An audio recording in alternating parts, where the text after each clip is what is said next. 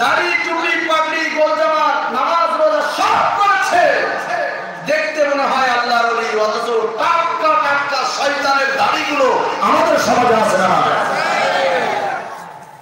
আপনি মনে করতেছেন যে আমি তো নামাজ পড়ি, আমার চাইতে আল্লাহর ভালো বান্দা আর কি আছে? আপনি মনে করতেছেন আমি তো বারবার হজ করি, আমার চাইতে প্রিয় বান্দা আর কে থাকতে পারে? আপনার ভিতরে একটা অহংকার পয়দা হয়ে গেছে, কপাল কালো হয়ে গেছে। মানুষ আপনাকে দেখে বড় হুজুর মনে করে, আপনাকে দেখে দরবেশ মনে করে। আমার বন্ধুগণ, কিন্তু এটা দুঃখজনক হলেও সত্য যে আজকে আমরা নামাজ পড়ি, চুরি করি, নামাজ পড়ি, মিথ্যা কথা বলি, নামাজ পড়ি, শয়তানি করি, নামাজ পড়ি, চিরারি করি, নামাজ পড়ি, অন্যের জমি দখল করি, নামাজ পড়ি, চাঁদাবাজি করি, রাহাজানি করি, ছিনতাই করি, লুটতরাজ করি। কথা বলেন ঠিক কিনা? এই তো আমরা নামাজ, এই তো আমরা ইমানদার।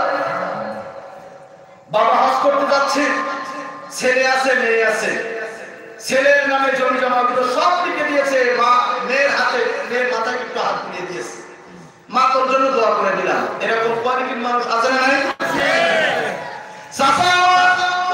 জমিদার কাটতেছে, চাচার দাড়ি সাদা হয়ে গেছে, পাঞ্জাবি পরে সব সময় 5 ওয়াক্ত নামাজ পড়ে।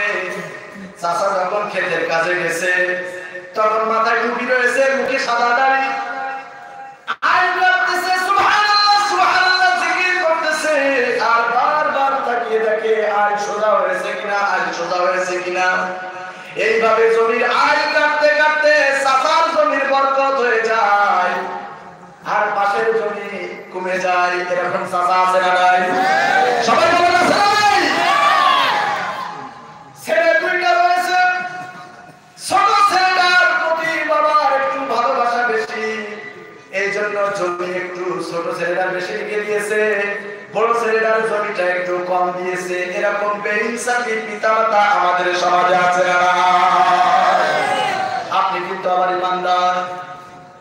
আল্লাহ তাআলা এই জন্যই তো আপনাকে বলছেন, মানুষেরা কি মনে করে নিয়েছে ঈমান আনার কথা বললেই তাদের ছেড়ে দেওয়া হবে? অহুম লা ইফতানুন,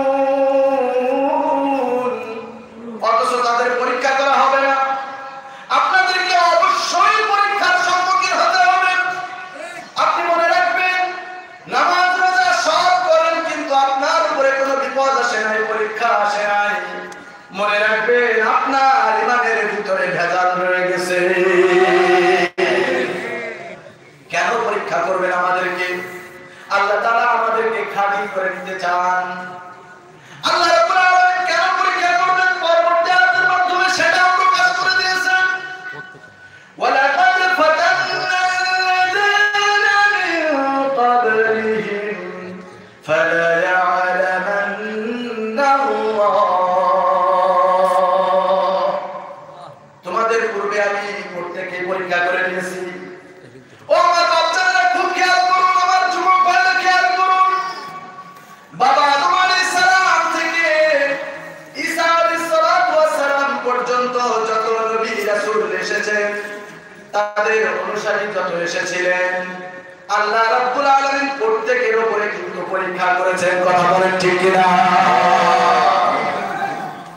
সংক্ষিপ্ত একটু বলি, একজন পাওয়ারফুল নবী হযরত নূহ আলাইহিস সালাম শত শত বছর ধরে দাওয়াতি কার্যক্রম পরিচালনা করেছেন, কালেমার দাওয়াত দিয়েছেন। তৎকালীন সময়ের কাফেররা, তৎকালীন সময়ের মুশরিকরা এই কালেমার দাওয়াত দেওয়ার কারণে, ইসলামের পথে থাকার কারণে একজন নবী হওয়া সত্ত্বেও তাকে মারতে মারতে বেহুশ বানিয়ে দিয়েছে। কথা বলেন ঠিক কিনা? এমনই একদিন মারতে মারতে বেহুশ হয়ে গেছে, কাফেররা মনে করেছে মনে হয় বিদায় হয়ে গেছে দুনিয়া থেকে। এই জন্য তাকে মাটি মুড়িয়ে দিয়ে গভীর জঙ্গলের ভিতরে ফেলায় রেখে আসছে। আল্লাহর নবী যখন আবার একটু হুঁশ ফিরে পেলেন, আল্লাহর নবী ওই সময় ওই ক্লান্ত শরীর নিয়ে আবারও তাওহীদের কালেমার দাওয়াতি কার্যক্রম পরিচালনা করেছেন।